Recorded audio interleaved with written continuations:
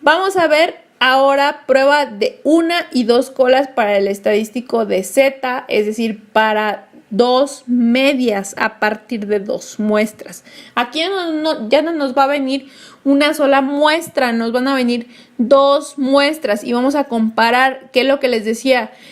Vamos a comparar entre una máquina vieja y una nueva, por ejemplo, así un ejemplo muy práctico. Entonces, en realidad existen muchas situaciones importantes y significativas en las que es necesario comparar dos conjuntos de datos muestrales. Los requisitos, pues se conocen las dos desviaciones estándares poblacionales, si no, no se puede hacer. Las dos muestras son independientes, no tienen nada que ver una con la otra. Ambas muestras son aleatorias simples.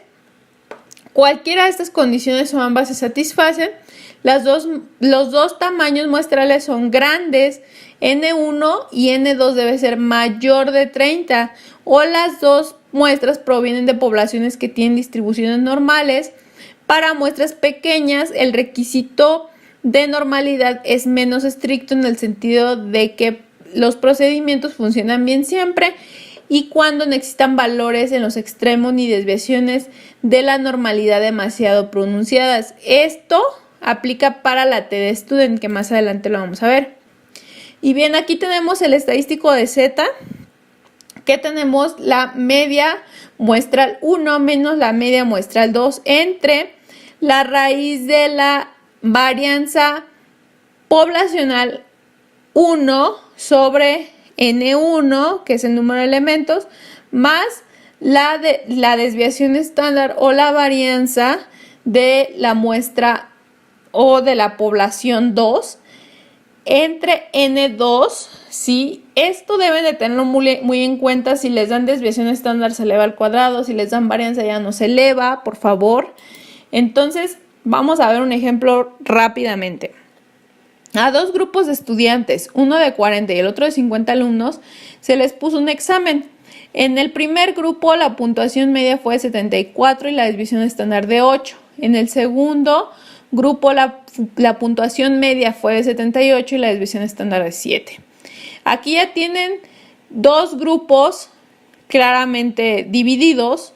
Uno tiene una media de 40 y el otro de 78, y la desviación estándar aquí tiene una desviación estándar de 7, el otro de 8. Aquí N, fíjense bien, N es N1 40 y N2 50, o al revés, como ustedes quieran utilizarlo. Existe la diferencia en el desempeño de estos grupos a los niveles de significancia de inciso A 0.05, inciso B 0.01. Fíjense bien. Aquí ustedes, dice aquí que existe la diferencia. Aquí no dice que uno sea mayor o mejor o peor que el otro. Entonces aquí va a ser una prueba de dos colas. Claramente se ve. ¿Por qué? Porque va a ser diferente de. Entonces aquí supóngase que los dos grupos provienen de dos poblaciones cuyas medias M1 y M2 respectivamente son de una población estándar, ¿sí? Entonces se debe decidir entre las siguientes hipótesis, que es hipótesis nula. Acuérdense que μ1 es igual a μ2. La hipótesis nula, les repito, siempre va a ser igual. La diferencia se debe únicamente a la casualidad. Aquí no hay diferencia, es decir, y hipótesis alternativa, μ1 es diferente a μ2 y existe una diferencia significativa entre los dos grupos, es decir, hay diferencias entre los dos grupos. No sabemos si uno sea peor que el otro o uno mejor que el otro, no lo sabemos. Únicamente vamos a saber con esta prueba que hay una diferencia significativa entre los dos grupos. Entonces, fíjense bien, tomamos nuestro estadístico Z para prueba de medias, de dos medias, y sustituimos los valores. Aquí tomamos 74, que es el grupo 1, como la media muestral, menos 78, que es el otro grupo, como la media muestral 2, y sustituimos la desviación estándar al cuadrado y la desviación estándar del grupo 2 al cuadrado, esto entre N1 y N2, ¿sí? Este resultado nos da menos 2.49. En el inciso A, en una prueba de 2 colas los resultados son significativos a un nivel de significancia de 0.05 si Z se encuentra fuera del intervalo de menos 1.96 a 1.96. Por lo tanto, se concluye a un nivel de significancia de 0.05 que existe diferencia significativa en el desempeño de los grupos y que el segundo grupo parece ser mejor. Aquí esto es de alguna manera aventurado decirlo. Simplemente son diferentes, ¿ok? Entonces, ¿por qué? ¿Por qué se concluye esto? Porque está en la zona crítica, cae en la zona crítica. Este valor es mayor a... es menor. Aquí, si es negativo, nos vamos a la parte de la cola negativa. Este valor es menor que este, o sea, por lo tanto cae dentro de la zona crítica, que es en la zona de rechazo de la hipótesis nula. Por lo tanto, se acepta la hipótesis alternativa. Dibujen su campana gaussiana, por favor, para comprobarlo. Y en el inciso B dice, en una prueba de 2 colas, los resultados son significativos a un nivel de significancia de 0.01 si Z se encuentra fuera del intervalo de menos 2.58 a 2.58. Por lo tanto, se concluye a un nivel de significancia 0.01 que no hay diferencia significativa entre las clases, ya que los resultados son significativos a un nivel de significancia de 0.05, pero no al nivel de 0.01. Y se concluye que los resultados sean probablemente significativos.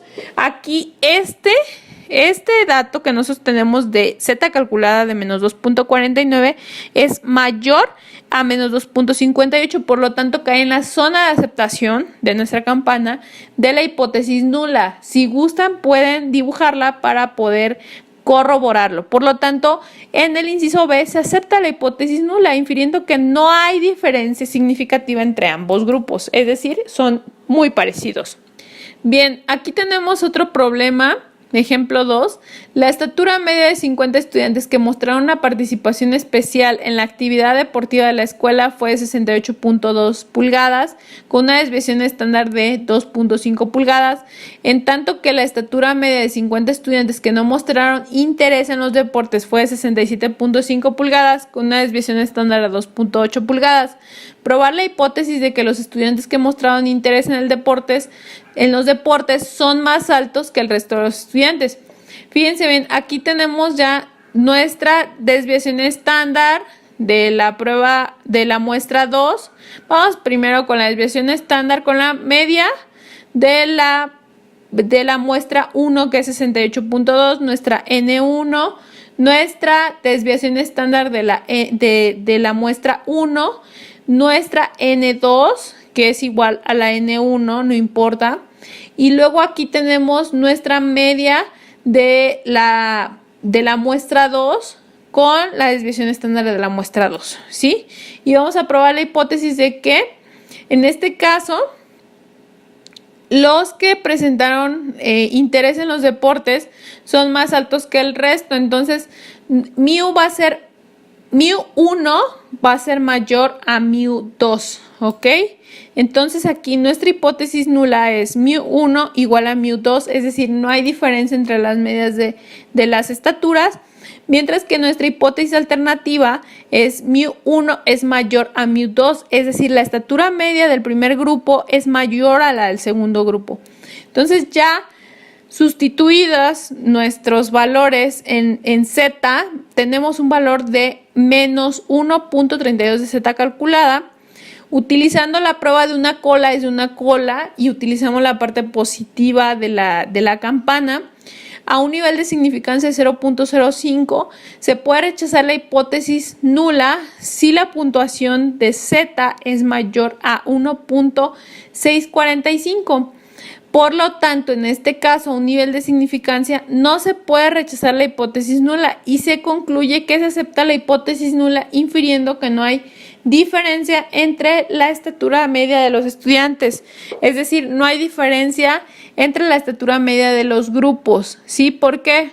Porque aquí en este caso, menos 1.32 cae en la zona de aceptación, sí, no en la zona crítica, en la zona de aceptación de